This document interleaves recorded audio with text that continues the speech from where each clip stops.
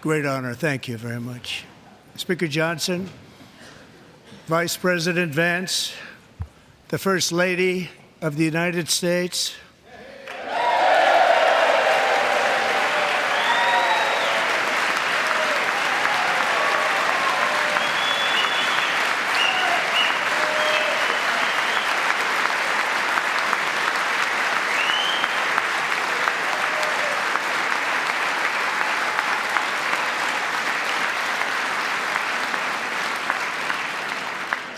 members of the United States Congress, thank you very much.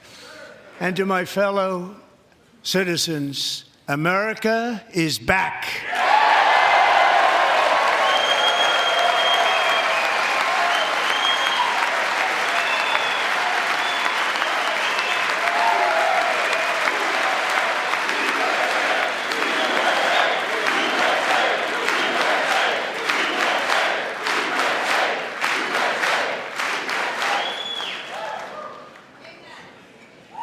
6 weeks ago, I stood beneath the dome of this Capitol and proclaimed the dawn of the golden age of America. From that moment on, it has been nothing but swift and unrelenting action to usher in the greatest and most successful era in the history of our country. We have accomplished more in 43 days than most administrations accomplished in 4 years or 8 years, and we are just getting started.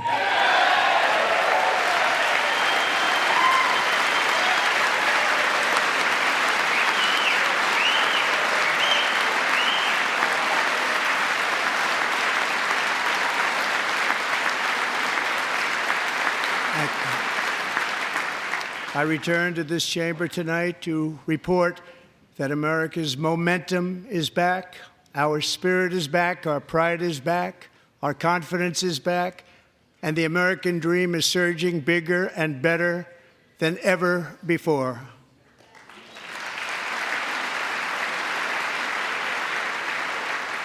The American dream is unstoppable, and our country is on the verge of a comeback, the likes of which the world has never witnessed and perhaps will never witness again. There's never been anything like it. The presidential election of November 5th was a mandate like has not been seen in many decades. We won all 7 swing states, giving us an electoral college victory of 312 votes.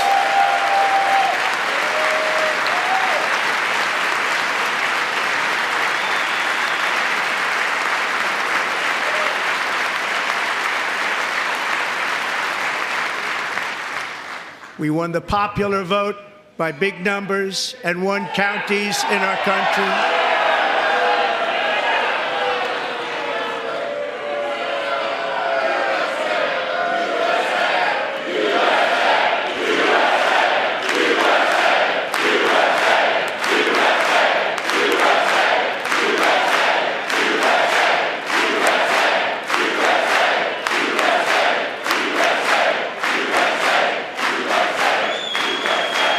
And won counties in our country, 2,700 to 525, on a map that reads almost completely red for Republican.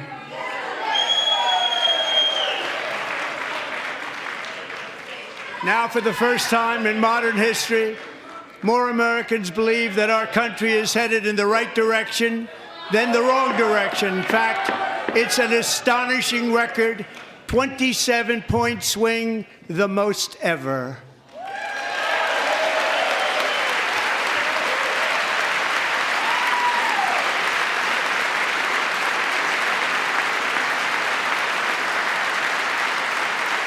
Likewise, small business optimism saw its single largest one-month gain ever recorded, a 41-point jump.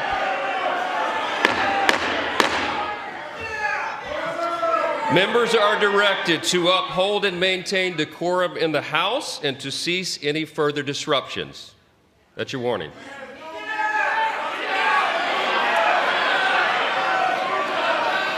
Members are engaging in willful and continuing breach of decorum, and the chair is prepared to direct the Sergeant-at-Arms to restore order to the joint session.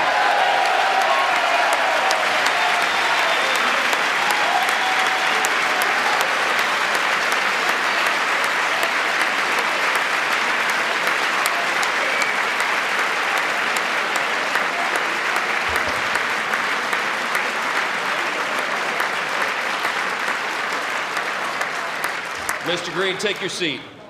Take your seat, sir. Take your seat. Finding that members continue to engage in willful and concerted disruption of proper decorum, the chair now directs the Sergeant-at-Arms to restore order. Remove this gentleman from the chamber.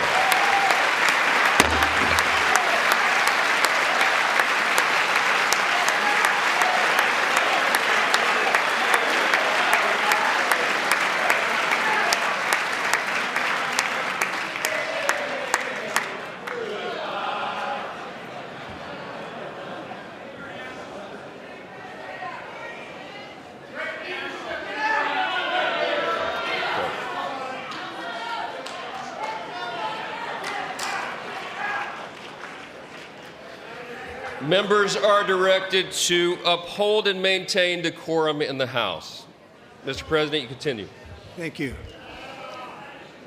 Over the past 6 weeks, I have signed nearly 100 executive orders and taken more than 400 executive actions, a record to restore common sense, safety, optimism, and wealth all across our wonderful land. The people elected me to do the job, and I'm doing it.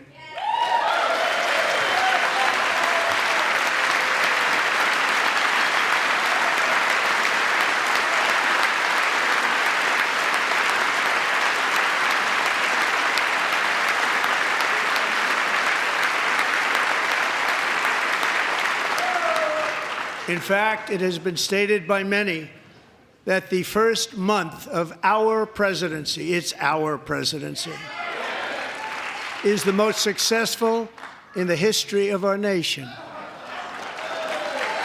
By many.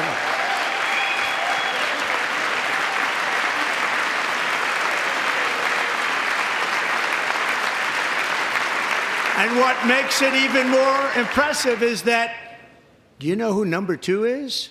George Washington. How about that? How about that? I don't know about that list, but we'll take it. Within hours of taking the oath of office, I declared a national emergency on our southern border, and I deployed the U.S. military and Border Patrol to repel the invasion of our country. And what a job they've done. As a result, illegal border crossings last month were by far the lowest ever recorded, ever.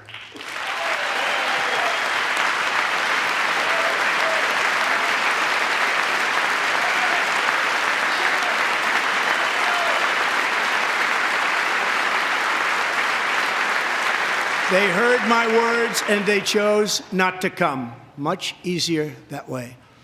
In comparison, under Joe Biden, the worst president in American history, there were hundreds of thousands of illegal crossings a month, and virtually all of them, including murderers, drug dealers, gang members, and people from mental institutions and insane asylums, were released into our country. Who would want to do that? This is my 5th such speech to Congress. And once again, I look at the Democrats in front of me, and I realize there is absolutely nothing I can say to make them happy or to make them stand or smile or applaud. Nothing I can do. I could find a cure to the most devastating disease, a disease that would wipe out entire nations, or announce the answers to the greatest economy in history, or the stoppage of crime to the lowest levels ever recorded. And these people sitting right here will not clap, will not stand, and certainly will not cheer for these astronomical achievements. They won't do it, no matter what. Five times I've been up here. It's very sad, and it just shouldn't be this way.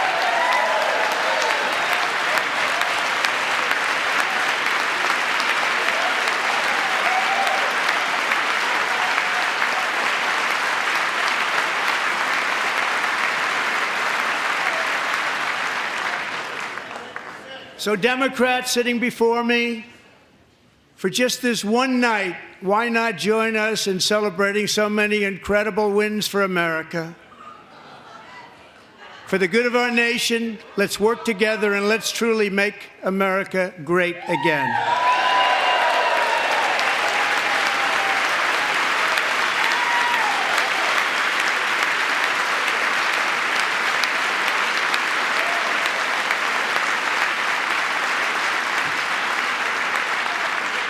Every day, my administration is fighting to deliver the change America needs to bring a future that America deserves, and we're doing it. This is a time for big dreams and bold action. Upon taking office, I imposed an immediate freeze on all federal hiring, a freeze on all new federal regulations, and a freeze on all foreign aid.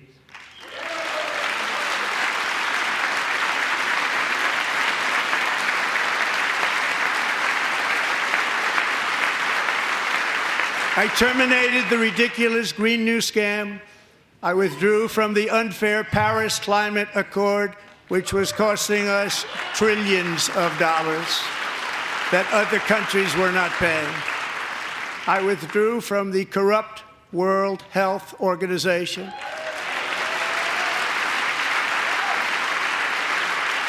And I also withdrew from the anti-American UN Human Rights Council.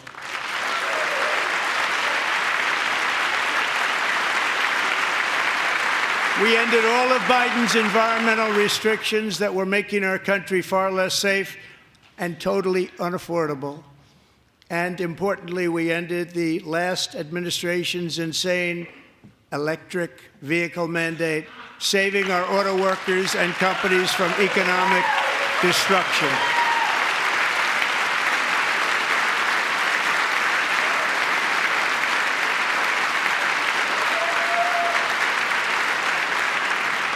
To unshackle our economy, I have directed that for every one new regulation, 10 old regulations must be eliminated, just like I did in my very successful first term.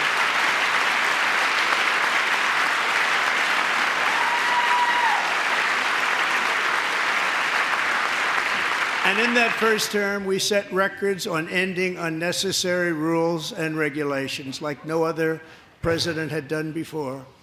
We ordered all federal workers to return to the office. They will either show up for work in person or be removed from their job.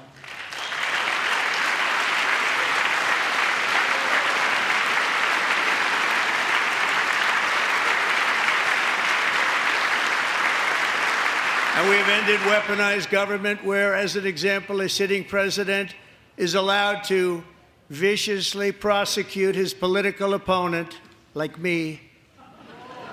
How did that work out? Not too good. Not too good.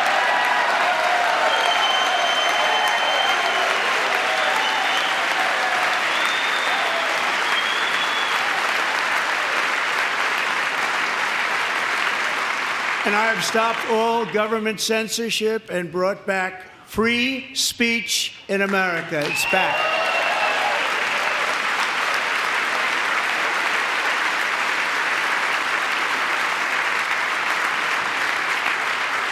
And 2 days ago, I signed an order making English the official language of the United States of America.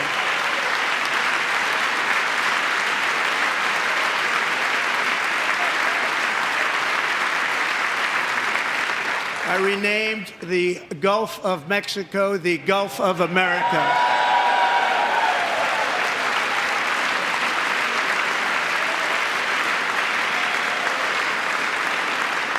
And likewise, I renamed, for a great president, William McKinley, Mount McKinley again. Beautiful Alaska. I love Alaska. We've ended the tyranny of so-called diversity, equity, and inclusion policies all across the entire federal government and indeed the private sector and our military. and our country will be woke no longer.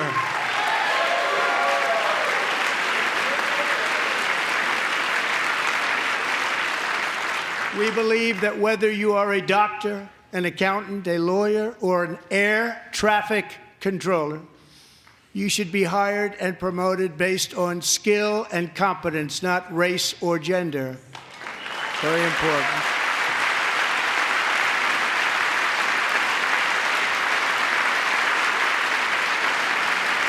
You should be hired based on merit.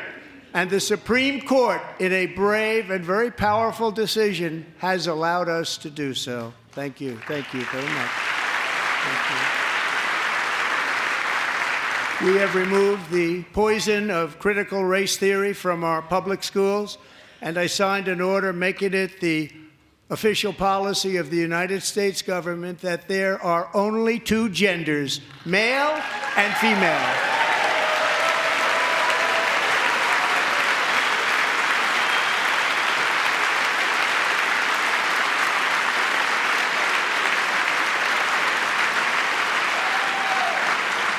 I also signed an executive order to ban men from playing in women's sports.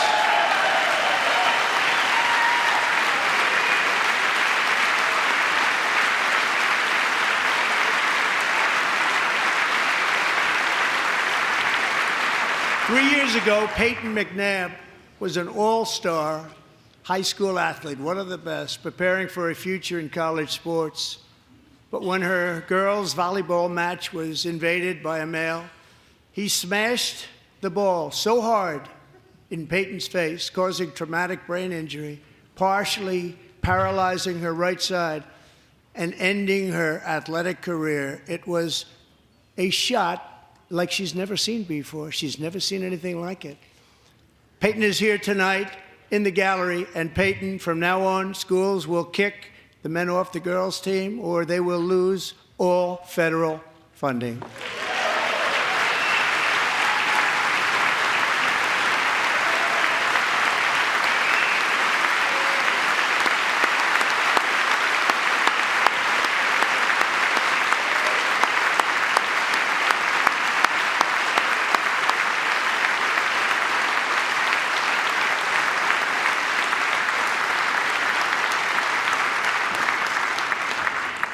And if you really want to see numbers, just take a look at what happened in the women's boxing, weightlifting, track and field, swimming, or cycling, where a male recently finished a long-distance race 5 hours and 14 minutes ahead of a woman for a new record by 5 hours. Broke the record by 5 hours. It's demeaning for women, and it's very bad for our country. We're not going to put up with it any longer.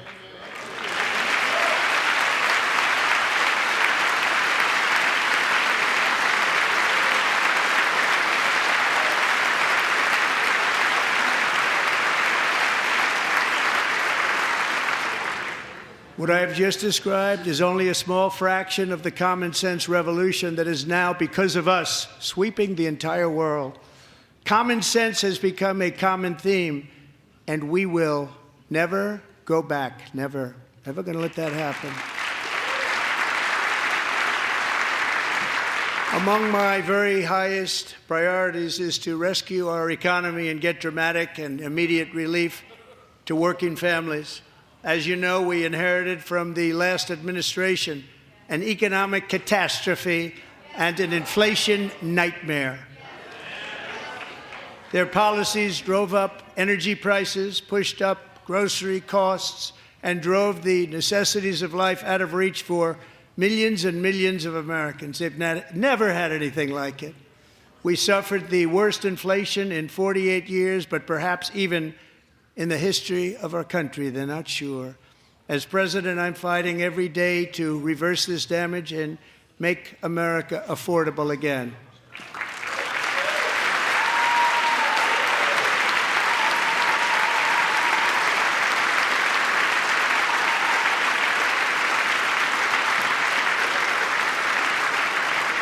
Joe Biden especially let the price of eggs get out of control.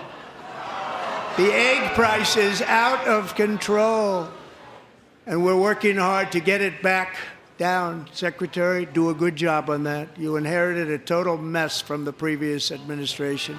Do a good job.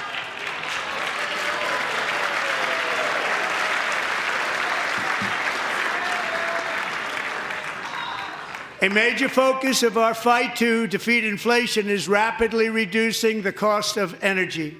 The previous administration cut the number of new oil and gas leases by 95%, slowed pipeline construction to a halt, and closed more than 100 power plants. We are opening up many of those power plants right now.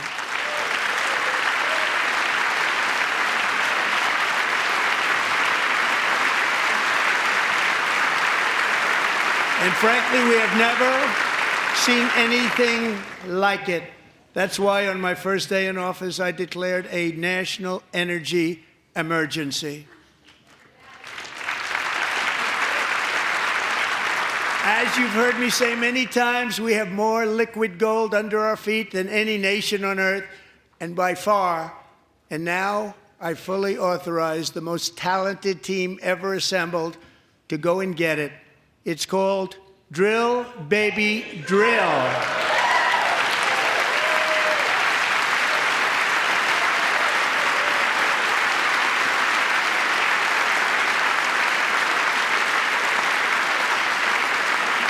My administration is also working on a gigantic natural gas pipeline in Alaska, among the largest in the world, where Japan, South Korea, and other nations want to be our partner with investments of trillions of dollars each. There's never been anything like that one.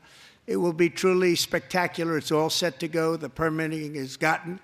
And later this week, I will also take historic action to dramatically expand production of critical minerals and rare earths here in the USA.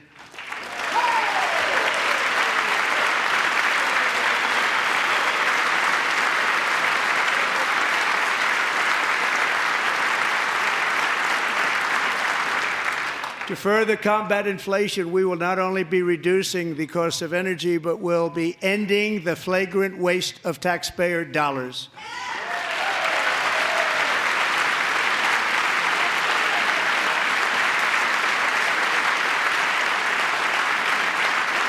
And to that end, I have created the brand new Department of Government Efficiency, DOGE. Perhaps you've heard of it. Perhaps.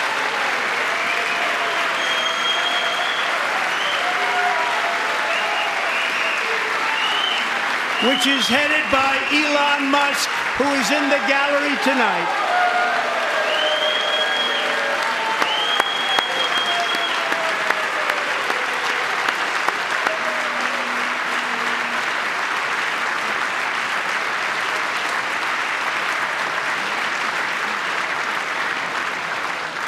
Thank you, Elon. He's working very hard. He didn't need this.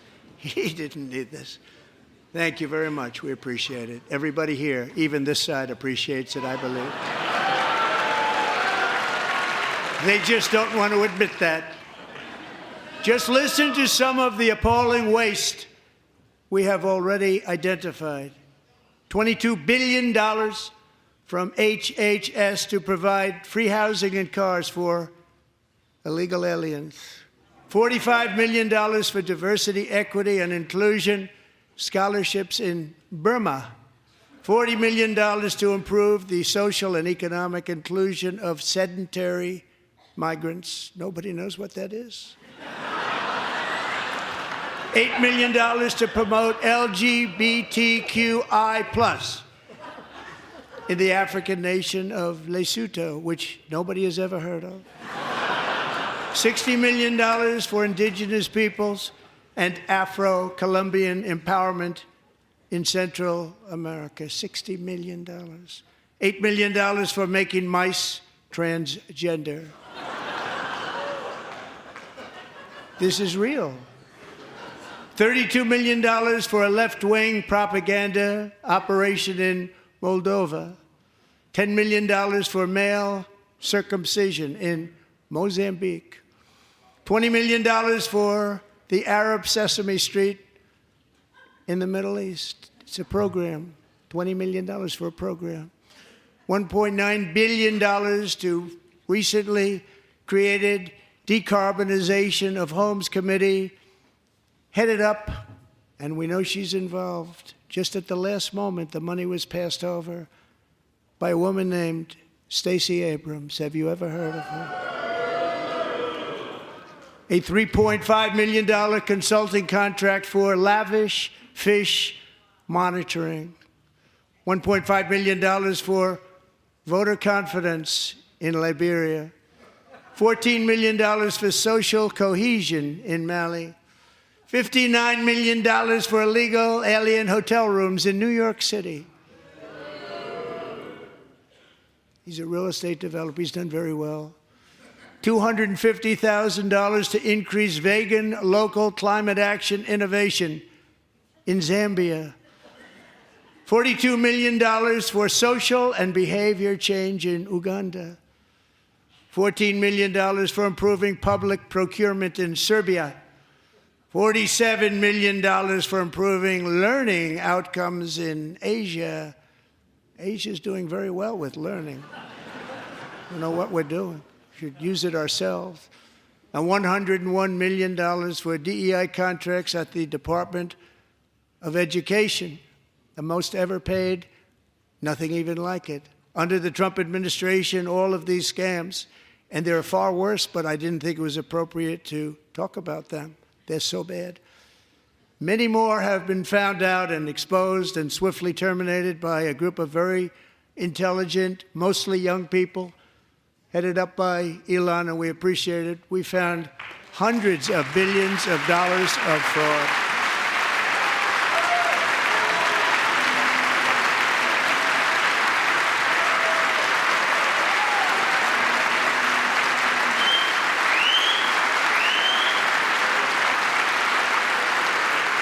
And we've taken back the money and reduced our debt to fight inflation and other things. Taken back a lot of that money. We got it just in time. This is just the beginning. The Government Accountability Office, a federal government office, has estimated annual fraud of over $500 billion in our nation, and we are working very hard to stop it. We're going to. We're also identifying shocking levels of incompetence and probable fraud in the Social Security program for our seniors, and that our seniors and people that we love rely on. Believe it or not, government databases list 4.7 million Social Security members from people aged 100 to 109 years old.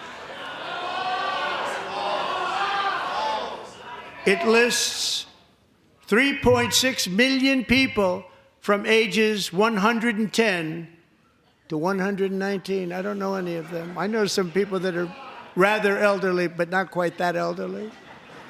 3.47 million people from ages 120 to 129. 3.9 million people from ages 130 to 139.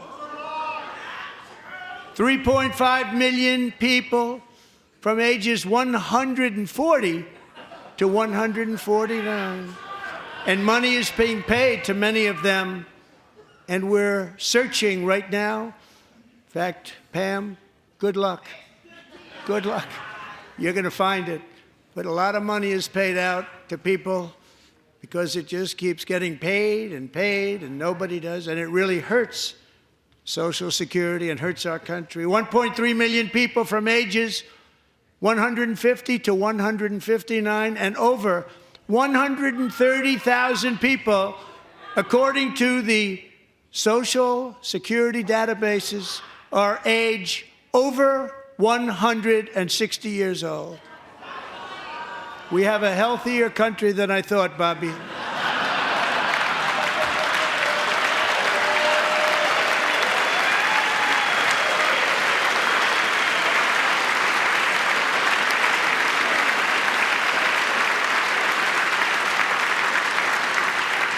Including, to finish, 1,039 people between the ages of 220 and 229 one person between the age of 240 and 249, and one person is listed at 360 years of age.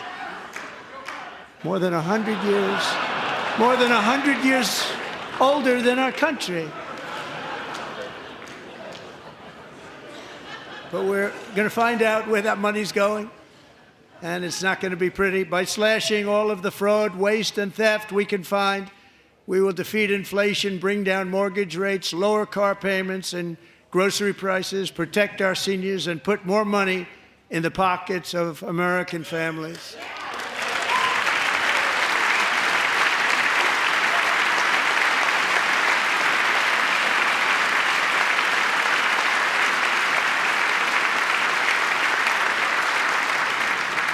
And today, interest rates took a beautiful drop, big, beautiful drop. It's about time.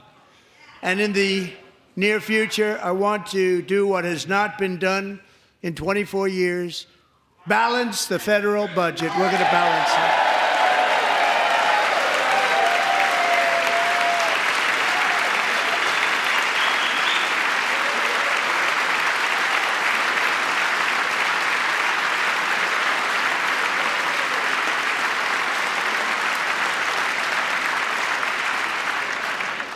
With that goal in mind, we have developed in great detail what we are calling the Gold Card, which goes on sale very, very soon.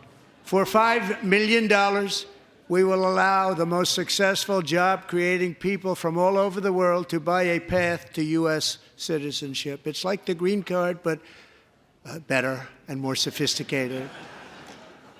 And these people will have to pay tax in our country. They won't have to pay tax from where they came. The money that they've made, you wouldn't want to do that, but they have to pay tax, create jobs. They'll also be taking people out of colleges and paying for them so that we can keep them in our country instead of having them being forced out. Number one, at the top school, as an example, being forced out and not being allowed to stay and create tremendous numbers of jobs and great success for a company out there. So while we take out the criminals, killers, traffickers, and child predators who are allowed to enter our country under the open border policy of these people, the Democrats, the Biden administration, the open border insane policies that you've allowed to destroy our country, we will now bring in brilliant, hardworking, job-creating people. They're going to pay a lot of money, and we're going to reduce our debt with that money.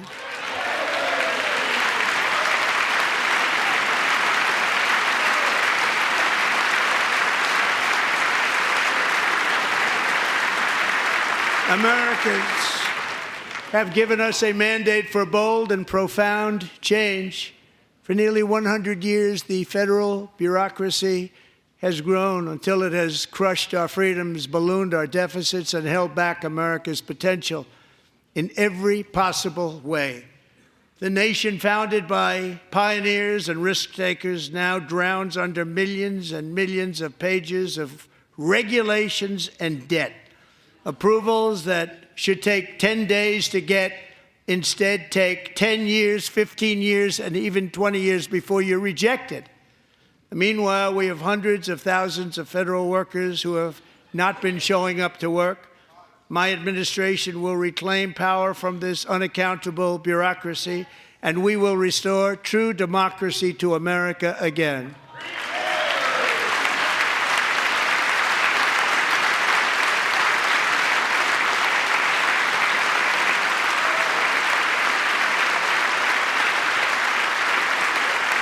And any federal bureaucrat who resists this change will be removed from office immediately. Because we are draining the swamp. It's very simple. And the days of rule by unelected bureaucrats are over.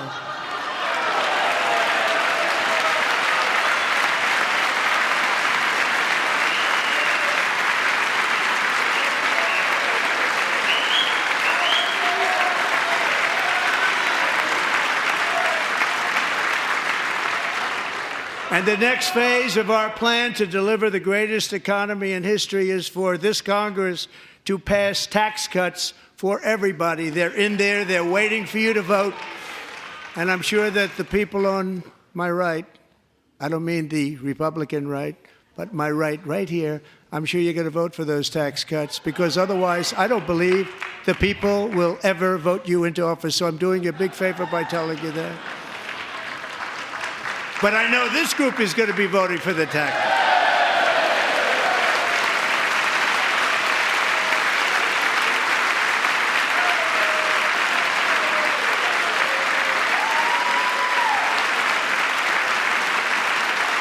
Thank you. It's a very, very big part of our plan. We had tremendous success in our first term with it. A very big part of our plan. We're seeking permanent income tax cuts all across the board.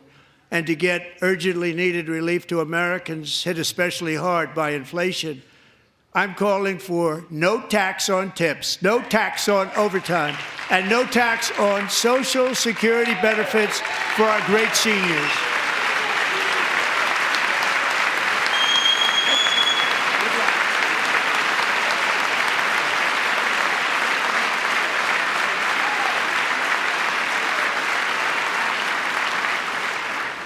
And I also want to make interest payments on car loans tax deductible, but only if the car is made in America.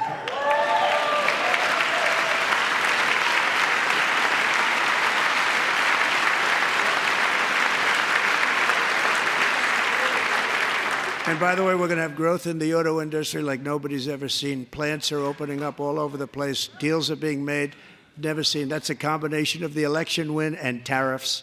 It's a beautiful word, isn't it?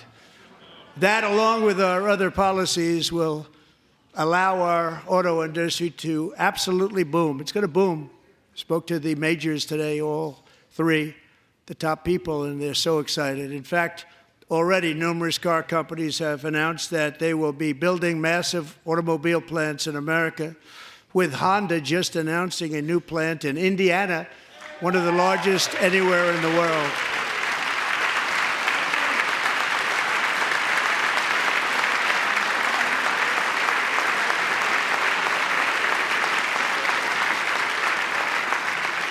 And this has taken place since our great victory on November 5th, a date which will hopefully go down as one of the most important in the history of our country.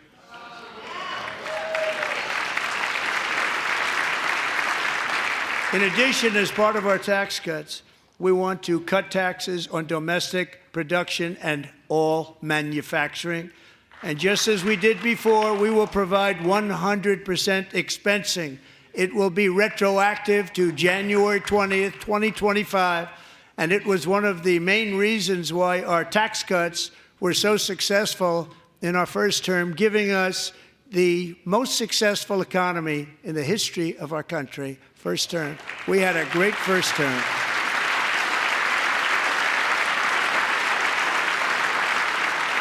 If you don't make your product in America, however, under the Trump administration, you will pay a tariff, and in some cases, a rather large one. Other countries have used tariffs against us for decades, and now it's our turn to start using them against those other countries. On average, the European Union, China, Brazil, India, Mexico, and Canada, have you heard of them? And countless other nations charge us tremendously higher tariffs than we charge them. It's very unfair. India charges us auto tariffs higher than 100%. China's average tariff on our products is twice what we charge them. And South Korea's average tariff is 4 times higher. Think of that, 4 times higher. And we give so much help militarily and in so many other ways to South Korea, but that's what happens. This is happening by friend and foe. This system is not fair to the United States and never was, and so on April 2nd, I wanted to make it April 1st, but I didn't want to be accused of April Fool's Day. That's not, just one day cost us a lot of money. But we're going to do it in April. I'm a very superstitious person. April 2nd, reciprocal tariffs kick in. And whatever they tariff us, other countries, we will tariff them. That's reciprocal, back and forth. Whatever they tax us, we will tax them. If they do non-monetary tariffs to keep us out of their market, then we will do non-monetary barriers to keep them out of our market. There's a lot of that, too. They don't even allow us in their market. We will take in trillions and trillions of dollars and create jobs like we have never seen before. I did it with China, and I did it with others, and the Biden administration couldn't do anything about it because there was so much money they couldn't do anything about it. We have been ripped off for decades by nearly every country on earth, and we will not let that happen any longer.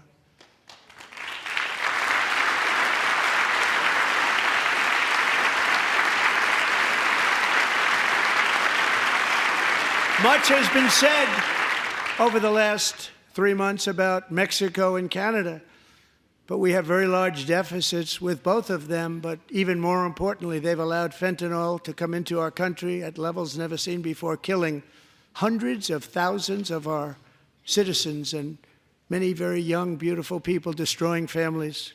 Nobody's ever seen anything like it. They are, in effect, receiving subsidies of hundreds of billions of dollars. We pay subsidies to Canada and to Mexico of hundreds of billions of dollars, and the United States will not be doing that any longer. We're not going to do it any longer.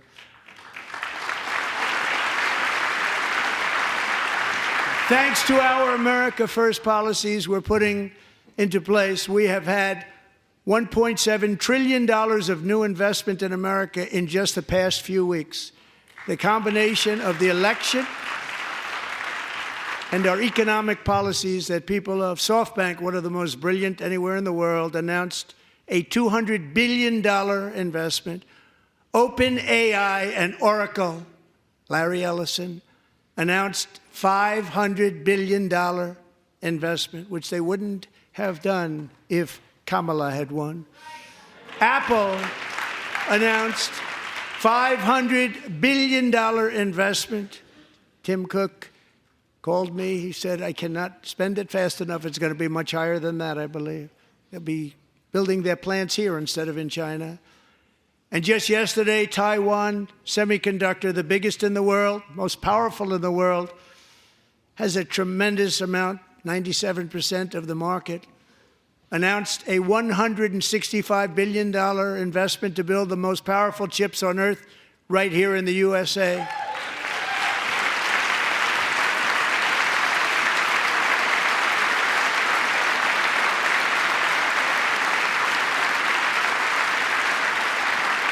And we're not giving them any money. Your CHIPS Act is a horrible, horrible thing. We give hundreds of billions of dollars, and it doesn't mean a thing. They take our money and they don't spend it.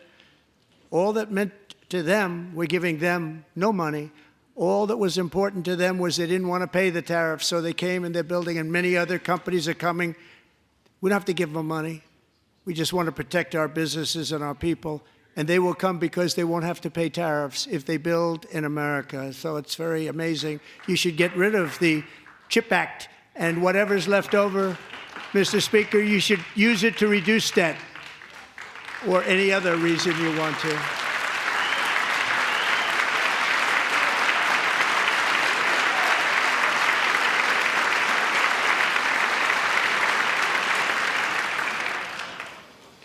Our new trade policy will also be great for the American farmer. I love the farmer. Who will now be selling into our home market, the USA, because nobody is going to be able to compete with you. Because there's goods that come in from other countries and companies. They're really in a bad position in so many different ways. They're uninspected. They may be very dirty and disgusting, and they come in and they pour in, and they hurt our American farmers. The tariffs will go on agricultural product coming into America, and our farmers, starting on April 2nd, it may be a little bit of an adjustment period. We had that before when I made the deal with China, $50 billion of purchases, and I said, just bear with me, and they did. They did. Probably have to bear with me again, and this will be even better. That was great. The problem with it was that Biden didn't enforce it. He didn't enforce it. $50 billion of purchases, and we were doing great, but Biden did not enforce it, and it hurt our farmers. But our farmers are going to have a field day right now. So to our farmers, have a lot of fun. I love you too. I love you too. It's all going to happen.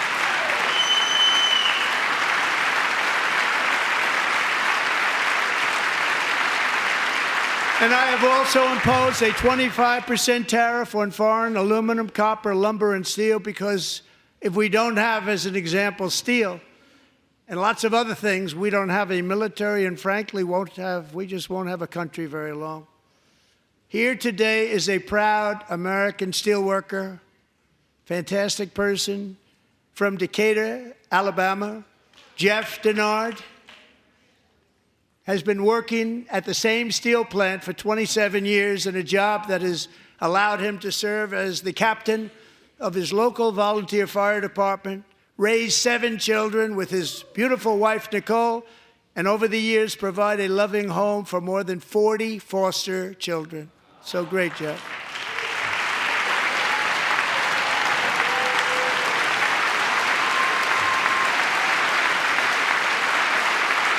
Thank you, Jeff.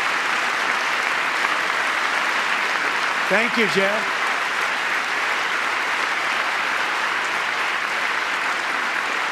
Stories like Jeff's remind us that tariffs are not just about protecting American jobs. They're about protecting the soul of our country.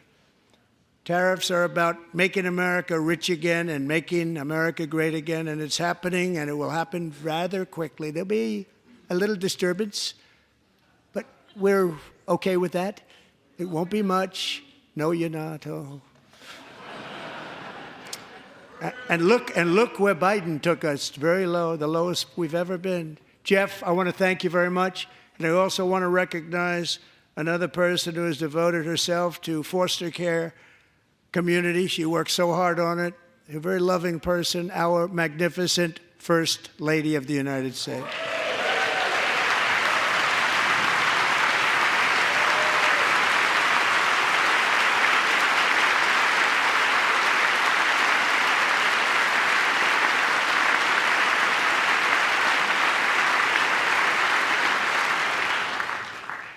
Melania's work has yielded incredible results, helping prepare our nation's future leaders as they enter the workforce. Our First Lady is joined by 2 impressive young women, very impressive. Haley Ferguson, who benefited from the First Lady's Fostering the Future initiative and is poised to complete her education and become a teacher. And Elliston Berry, who became a victim of an illicit deepfake image produced by a peer. With Elliston's help, the Senate just passed the Take It Down Act, and this is so important. Thank you very much, John. John Thune, thank you. Stand up, John. Thank you, John.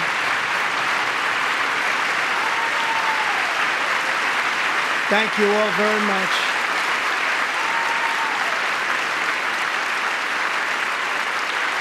Thank you. And thank you to John Thune and the Senate. Great job. To criminalize the publication of such images online is a terrible, terrible thing. And once it passes the House, I look forward to signing that bill into law. Thank you. And I'm going to use that bill for myself, too, if you don't mind. Because nobody gets treated worse than I do online. Nobody. That's great. Thank you very much to the Senate. Thank you. But if we truly care about protecting Americans' children, no step is more crucial than securing America's borders. Over the past 4 years, 21 million people poured into the United States. Many of them were murderers, human traffickers, gang members, and other criminals from the streets of dangerous cities all throughout the world. Because of Joe Biden's insane and very dangerous open border policies, they are now strongly embedded in our country, but we are getting them out and getting them out fast.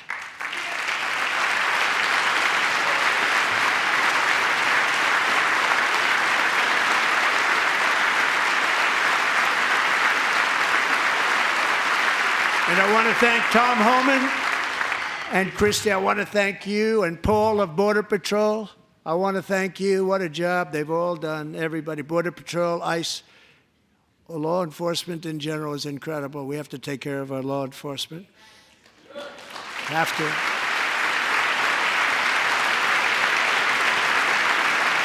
Last year, a brilliant 22-year-old nursing student named Laken Riley, the best in her class, admired by everybody, went out for a jog on the campus of the University of Georgia.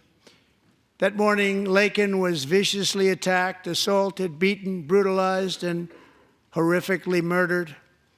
Laken was stolen from us by a savage illegal alien gang member who was arrested while trespassing across Biden's open southern border and then set loose into the United States under the heartless policies of that failed administration. It was indeed a failed administration.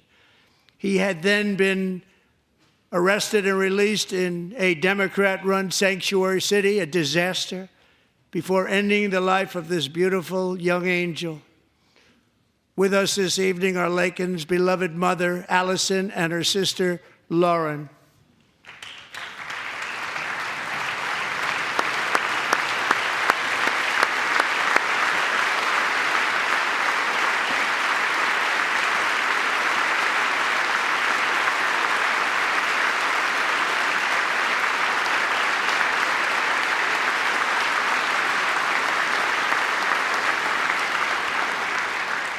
Last year, I told Laken's grieving parents that we would ensure their daughter would not have died in vain. That's why the very first bill I signed into law as your 47th president mandates the detention of all dangerous criminal aliens who threaten public safety. It's a very strong, powerful act.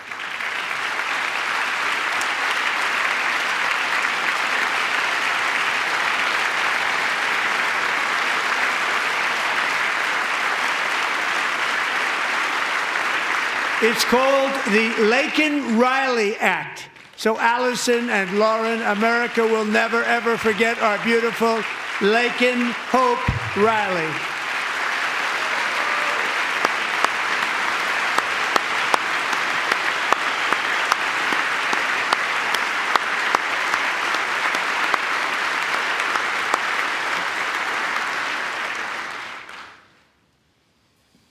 Thank you very much. Since taking office, my administration has launched the most sweeping border and immigration crackdown in American history, and we quickly achieved the lowest numbers of illegal border crossers ever recorded. Thank you.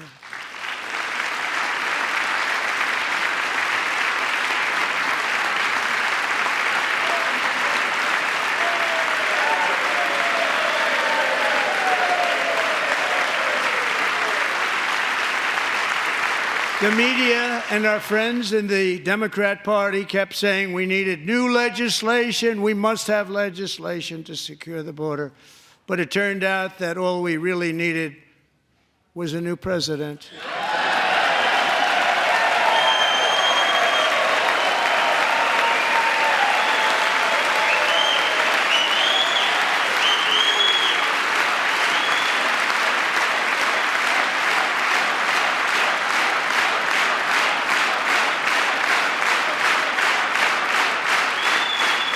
Thank you.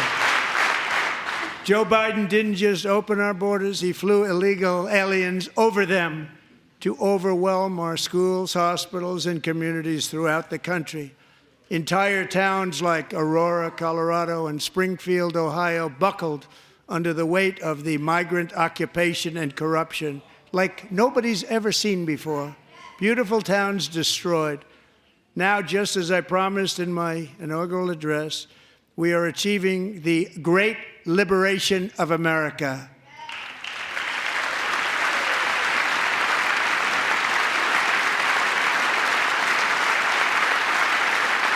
But there still is much work to be done. Here tonight is a woman I have gotten to know Alexis Nungary from Houston. Wonderful woman. Last June, Alexis's 12-year-old daughter, her precious Jocelyn, walked to a nearby convenience store. She was kidnapped, tied up, assaulted for 2 hours under a bridge, and horrifically murdered.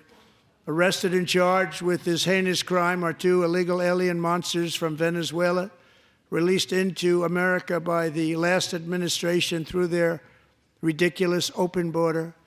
The death of this beautiful 12-year-old girl and the agony of her mother and family touched our entire nation greatly.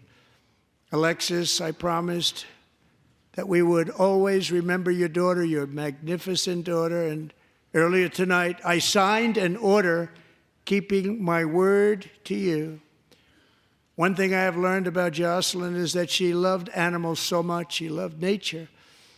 Across Galveston Bay, from where Jocelyn lived in Houston, you will find a magnificent national wildlife refuge, a pristine, peaceful, 34,000-acre sanctuary for all of God's creatures on the edge of the Gulf of America.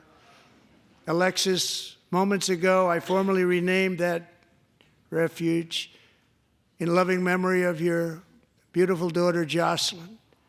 So, Mr. Vice President, if you would, may I have the order?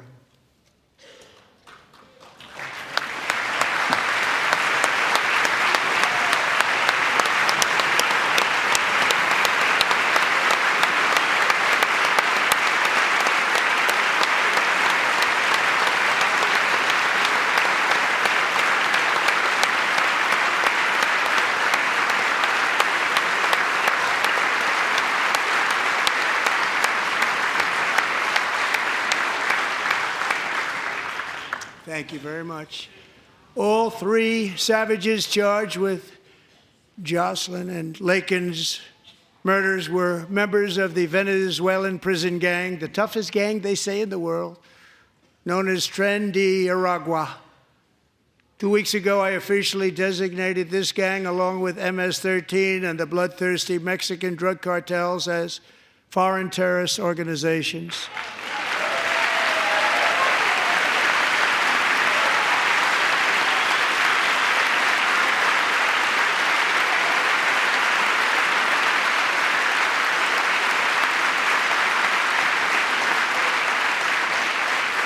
They are now officially in the same category as ISIS, and that's not good for them. Countless thousands of these terrorists were welcomed into the U.S. by the Biden administration. But now every last one will be rounded up and forcibly removed from our country, or, if they're too dangerous, put in jails, standing trial in this country, because we don't want them to come back ever. With us this evening is a warrior on the front lines of that battle, Border Patrol Agent Roberto Ortiz. Great guy.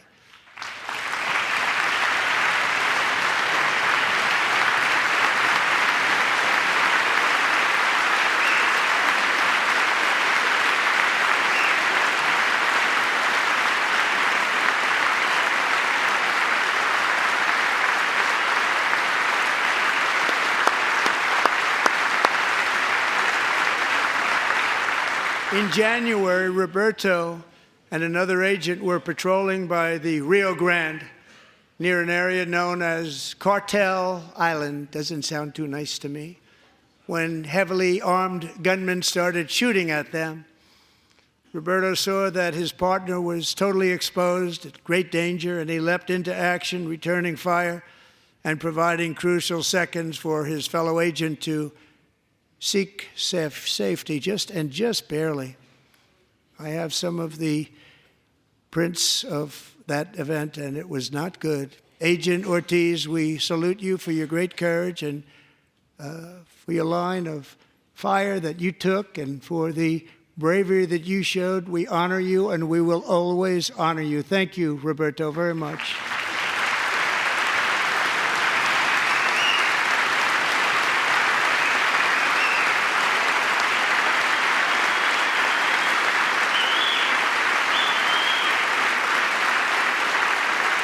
Thank you, Roberta. And I actually got to know him on my many calls to the border. He's a great gentleman. The territory to the immediate south of our border is now dominated entirely by criminal cartels that murder, rape, torture, and exercise total control. They have total control over a whole nation, posing a grave threat to our national security. The cartels are waging war on America, and it's time for America to wage war on the cartels, which we are doing.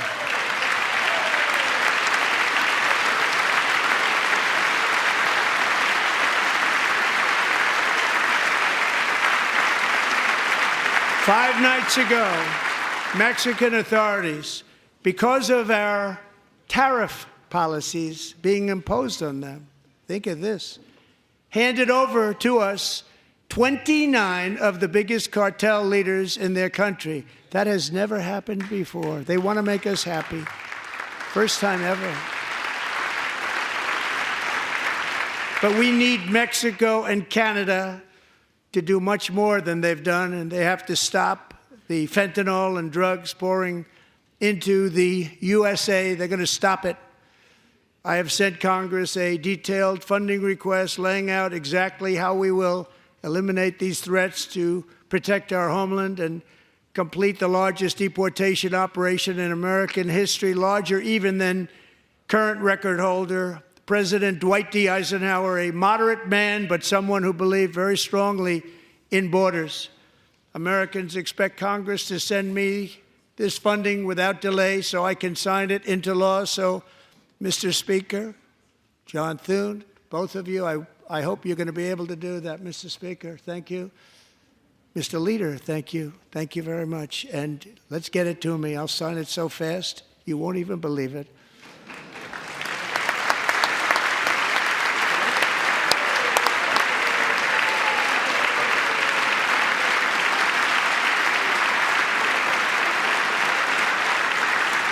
And as we reclaim our sovereignty, we must also bring back law and order to our cities and towns.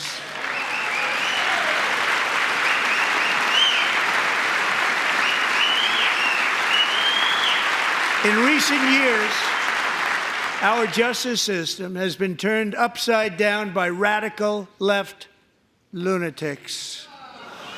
Many jurisdictions virtually ceased enforcing the law against dangerous repeat offenders while weaponizing law enforcement against political opponents like me.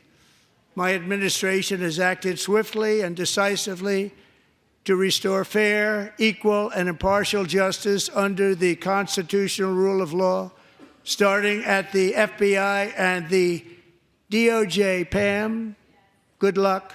Cash, wherever you may be, good luck. Good luck. Pam Bondi. Good luck. So important. Going to do a great job. Cash, thank you. Thank you, Cash.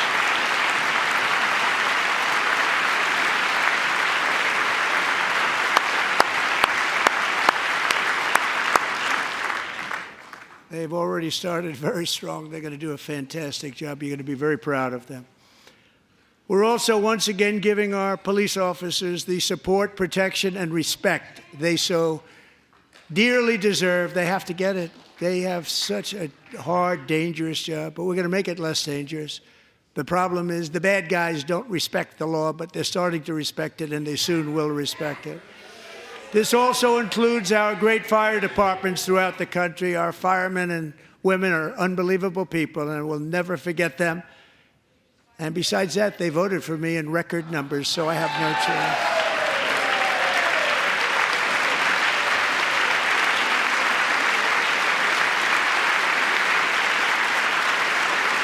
One year ago this month, 31-year-old New York police officer Jonathan Diller, unbelievably wonderful person and a great officer, was gunned down at a traffic stop on Long Island. I went to his funeral. The vicious criminal charged with his murder had 21 prior arrests, and they were rough arrests, too. He was a real bad one. The thug in the seat next to him had 14 prior arrests, and went by the name of Killer. He was Killer. He killed other people, they say, a lot of them. I attended Officer Diller's service, and when I met his wife and one-year-old son, Ryan, it was very inspirational, actually. His widow's name is Stephanie, and she is here tonight. Stephanie, thank you very much, Stephanie. Thank you very much.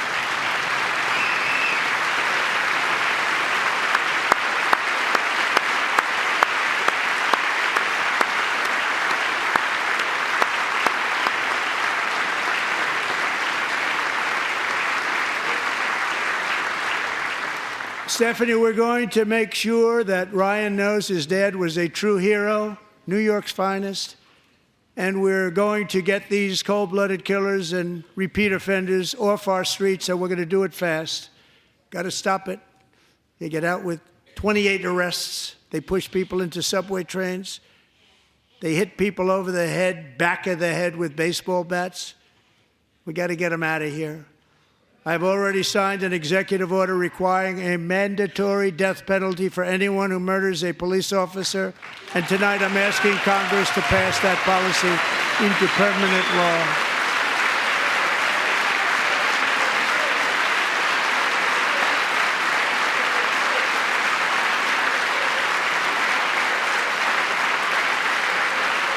I'm also asking for a new crime bill getting tough on repeat offenders while enhancing protections for America's police officers so they can do their jobs without fear of their lives being totally destroyed. They don't want to be killed. We're not going to let them be killed. Joining us in the gallery tonight is a young man who truly loves our police. His name is DJ Daniel. He is 13 years old, and he has always dreamed of becoming a police officer.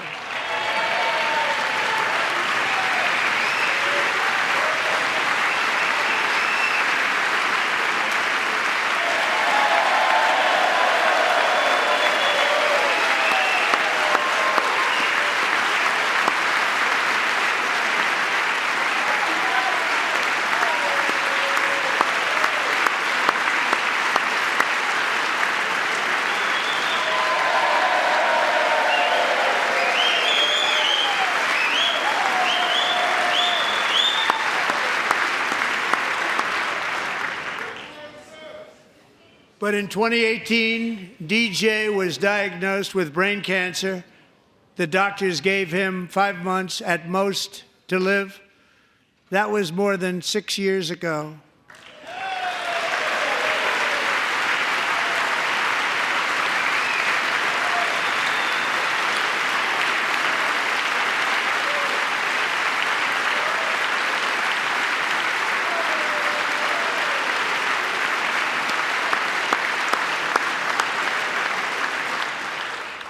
Since that time, DJ and his dad have been on a quest to make his dream come true, and DJ has been sworn in as an honorary law enforcement officer, actually a number of times. The police love him, the police departments love him. And tonight, DJ, we're going to do you the biggest honor of them all. I am asking our new Secret Service Director, Sean Curran, to officially make you an agent of the United States Secret Service.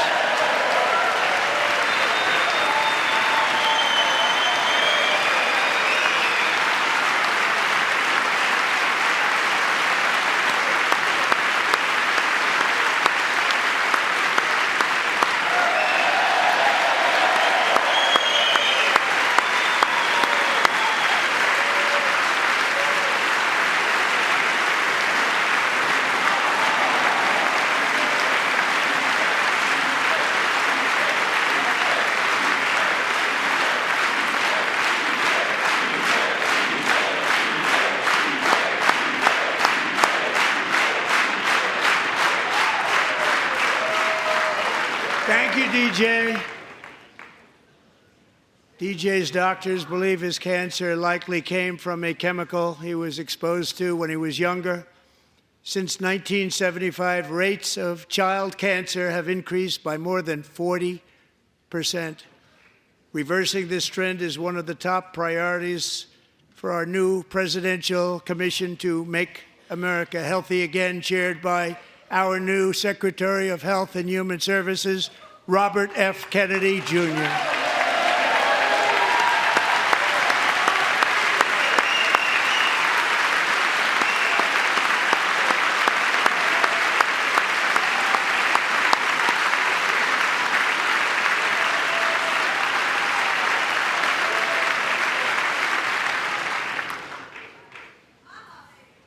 With the name Kennedy, you would have thought everybody over here would have been cheering. How quickly they forget. Our goal is to get toxins out of our environment, poisons out of our food supply, and keep our children healthy and strong. As an example, not long ago, and you can't even believe these numbers, 1 in 10,000 children had autism, 1 in 10,000. And now it's 1 in 36. There's something wrong. 1 in 36. Think of that. So we're going to find out what it is, and there's nobody better than Bobby and all of the people that are working with you. You have the best to figure out what is going on. Okay, Bobby? Good luck. It's a very important job. Thank you.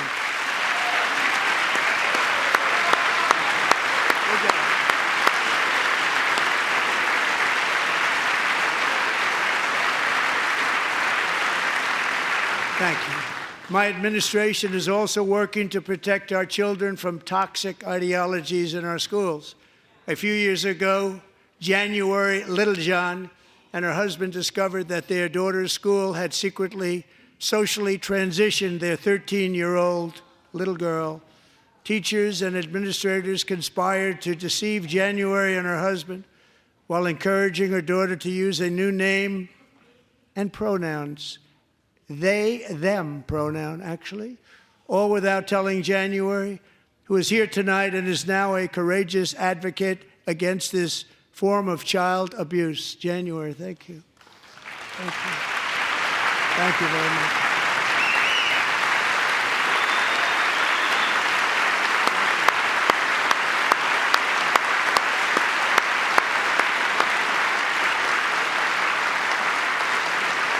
Thank you. Stories like this are why, shortly after taking office, I signed an executive order banning public schools from indoctrinating our children with transgender ideology.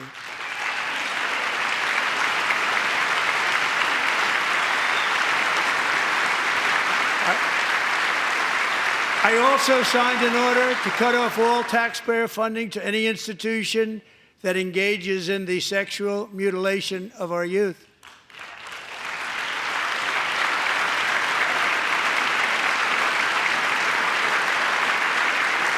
And now I want Congress to pass a bill permanently banning and criminalizing sex changes on children and forever ending the lie that any child is trapped in the wrong body. This is a big lie.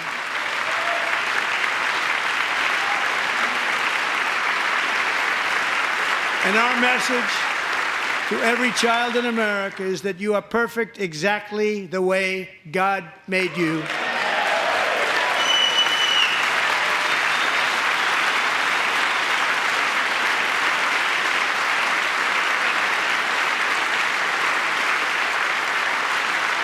Because we're getting wokeness out of our schools and out of our military, and it's already out, and it's out of our society. We don't want it. Wokeness is trouble. Wokeness is bad. It's gone. It's gone.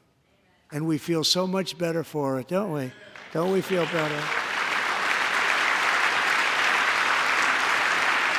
Our service members won't be activists and ideologues. They will be. And I want to thank especially the government of Pakistan for helping arrest this monster.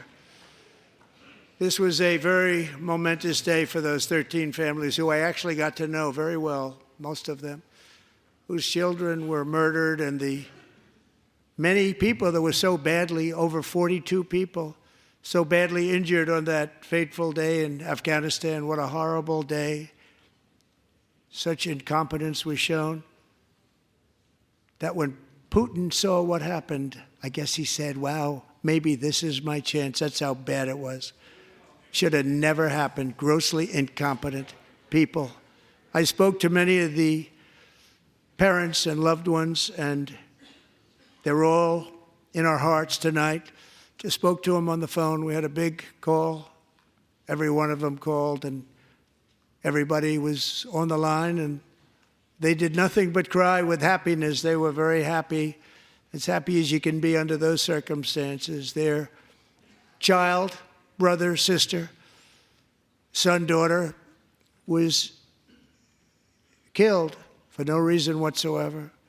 In the Middle East, we're bringing back our hostages from Gaza. In my first term, we achieved one of the most groundbreaking peace agreements in generations, the Abraham Accords.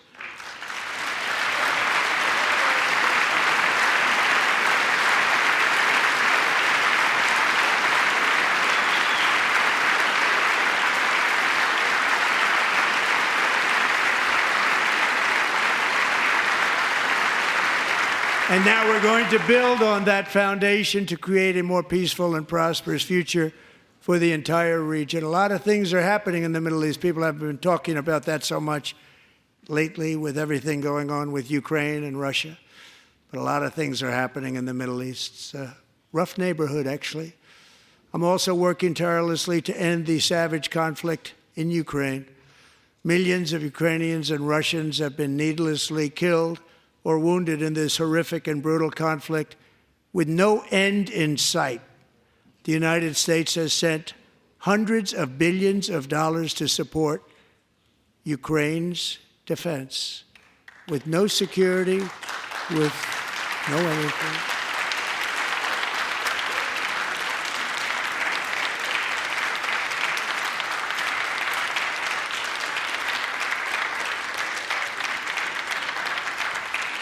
Do you want to keep it going for another 5 years? Yeah, you would say Pocahontas says yes.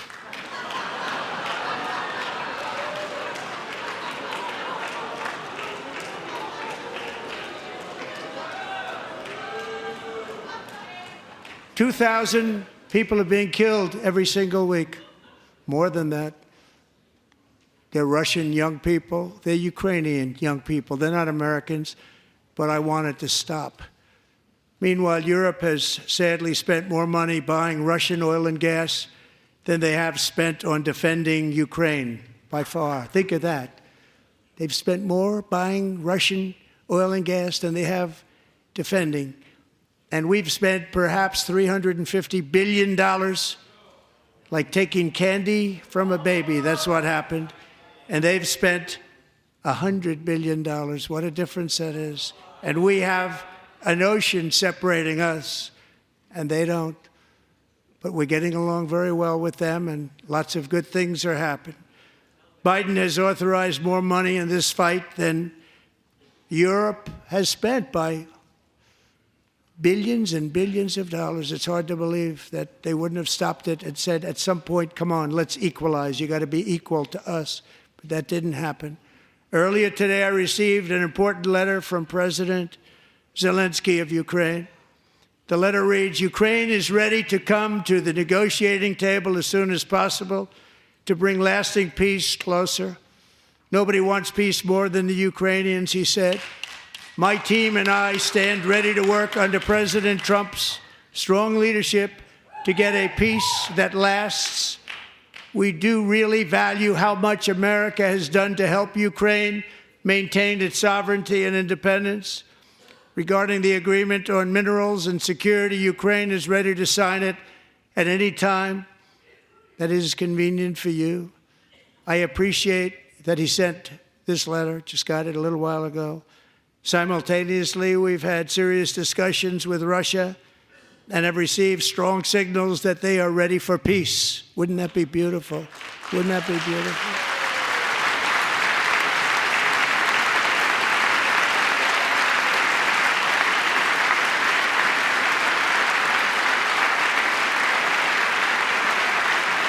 Wouldn't that be beautiful?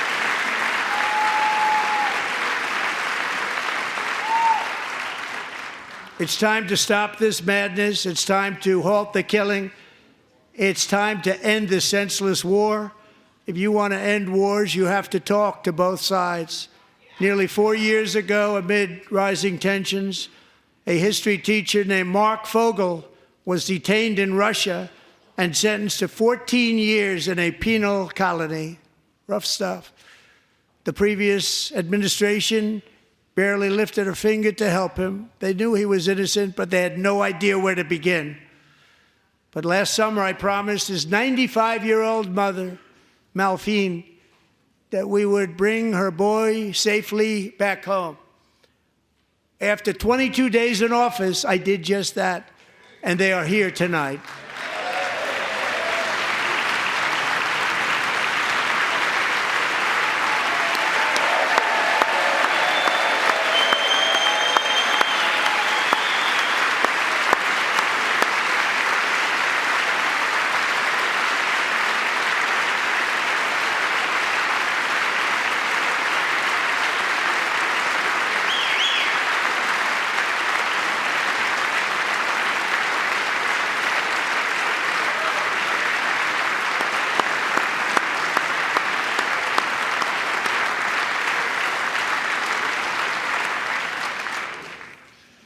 To Mark and his great mom, we are delighted to have you safe and sound and with us. As fate would have it, Mark Fogel was born in a small rural town in Butler, Pennsylvania. Have you heard of it? Where his mother has lived for the past 78 years. I just happened to go there last July 13th for a rally.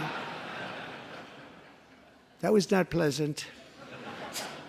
And that is where I met his beautiful mom right before I walked onto that stage. And I told her I would not forget what she said about her son. And I never did I? Never forgot. Less than 10 minutes later, at that same rally, gunfire rang out, and a sick and deranged assassin unloaded 8 bullets from his sniper's perch into a crowd of many thousands of people. My life was saved by a fraction of an inch, but some were not so lucky. Corey Comparator was a firefighter, a veteran, a Christian, a husband, a devoted father, and above all, a protector. When the sound of gunshots pierced the air, it was a horrible sound. Corey knew instantly what it was and what to do. He threw himself on top of his wife and daughters and shielded them from the bullets with his own body. Corey was hit really hard. You know the story from there. He sacrificed his life to save theirs. 2 others, very fine people, were also seriously hit. But thankfully, with the help of 2 great country doctors, we thought they were gone, and they were saved. So those doctors had great talent. We're joined by Corey's wife, Helen, who was his high school sweetheart, and their 2 beloved daughters, Allison and Kaylee. Thank you.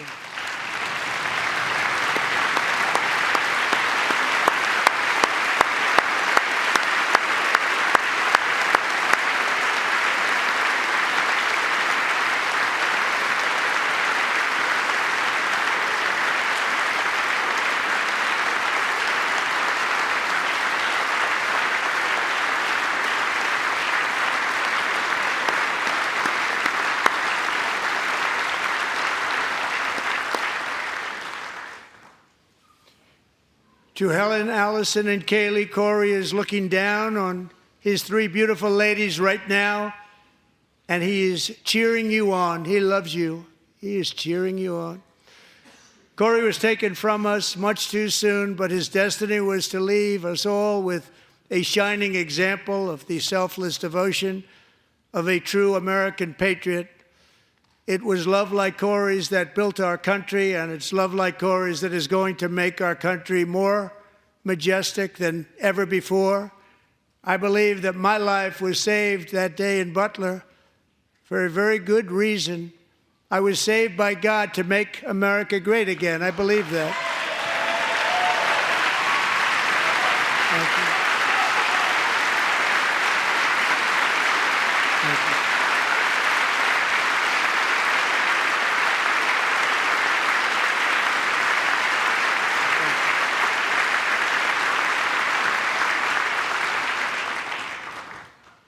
Thank you very much. From the patriots of Lexington and Concord to the heroes of Gettysburg and Normandy, from the warriors who crossed the Delaware to the trailblazers who climbed the Rockies, and from the legends who soared at Kitty Hawk to the astronauts who touched the moon, Americans have always been the people who defied all odds, transcended all dangers, made the most extraordinary sacrifices, and did whatever it took to defend our children, our country, and our freedom. And as we have seen in this chamber tonight, that same strength, faith, love, and spirit is still alive and thriving in the hearts of the American people. Despite the best efforts of those who would try to censor us, silence us, break us, destroy us, Americans are today a proud, free, sovereign, and independent nation that will always be free, and we will fight for it till death. We will never let anything happen to our beloved country, because we are a country of doers, dreamers, fighters, and survivors. Our ancestors crossed a vast ocean, strode into the unknown wilderness, and carved their fortunes from the rock and soil of a perilous and very dangerous frontier.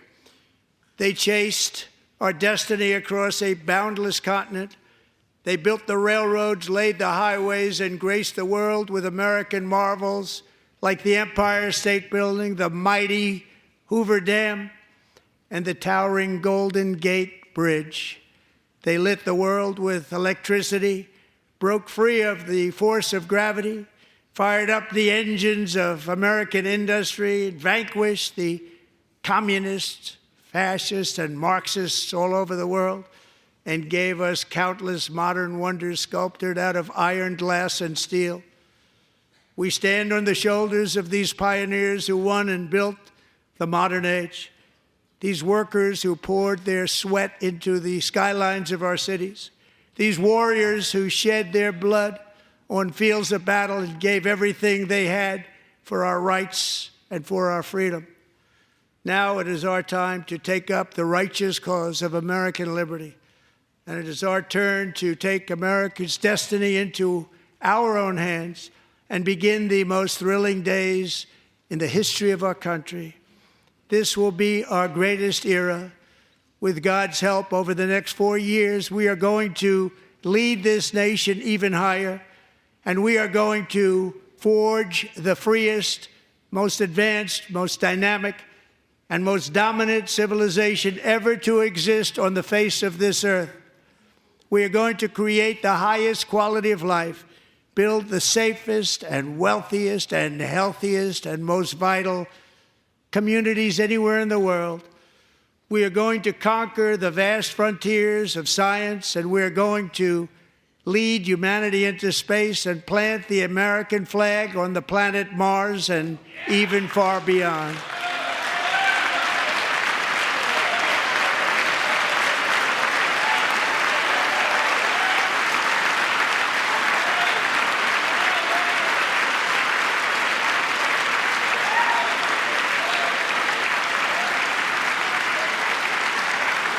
And through it all, we are going to rediscover the unstoppable power of the American spirit. And we are going to renew unlimited promise of the American dream. Every single day, we will stand up and we will fight, fight, fight for the country our citizens believe in and for the country our people deserve.